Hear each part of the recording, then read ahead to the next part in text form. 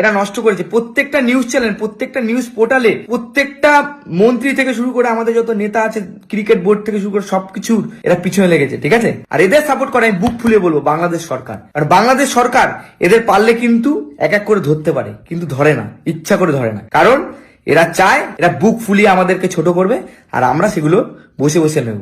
আমরা আর সেই দিনে নেই। আমরা যেদিন হেরেছি সেদিন শুধুমাত্র আমরা তোমাদেরকে চিনিনি। তোমাদের পিছনে যে তোমরা ছুরি নিয়ে বসে থাকো সেটা প্রত্যেকটা ভারতবাসী জানে। আর আমাদের মধ্যে হিন্দু মুসলিম তোমরা করতে এসো না, বারবার করে বলছি। আমি বলছি, আমাকে প্রত্যেকটা মানুষ ভালোবাসে আমাদের ইন্ডিয়া, সে হিন্দু মুসলিম খ্রিস্টান বৌদ্ধ সব, বুঝতে? আর আমার পিছনে তোমরা লেগে তোমরা বাল ছিটতে পারবে না। কি বললাম? আর এই যে বস্তির হ্যাকারদের নাম বলবো, প্রমোশন পেয়ে যাবে। আমার মুখ থেকে তোদের নাম বললে তোদের প্রমোশন হয়ে যাবে, বুঝতে পারলি? বুক ফুলিয়ে বললাম, বুক ফুলিয়ে বললাম, কোনো বাল ছিটতে পারলি না তোরা। এখনো বলি, আমাকে বলছিস না ক্ষমা চাওয়ার কথা, এখনো বলি। বন্যার জলে ভেসে গেল সারা দেশ। তুই না বলেছিলিস যে মানুষের কষ্টতে হাসবি না, তাও হাসছিস। হ্যাঁ, হাসতে হাসতে হঠাৎ আজ নিজের বাড়ির পাশের কথাই ভুলে গেলি।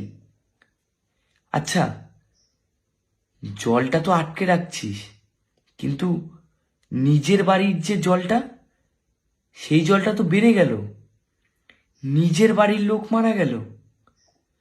জল যখন ছাড়লো তখন কি ওই পারেতে হিন্দু মুসলিম ছিল সেটা তো দেখলাম না। জলটা যখন চলেও গেল তখন তো আর ওই হিন্দু মুসলিমের লড়াইটা হলো না।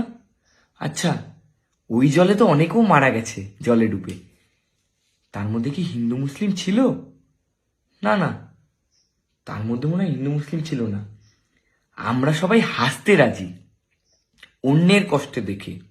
আমরা সবাই হাসতে রাজি অন্যের কষ্ট দেখে। সবাই কিন্তু ভিডিও বানাই আমরা, কিন্তু সঠিক জিনিসের জন্যে না। আমরা ভিডিও বানাই যাতে আমরা টিআরপিটা পাই।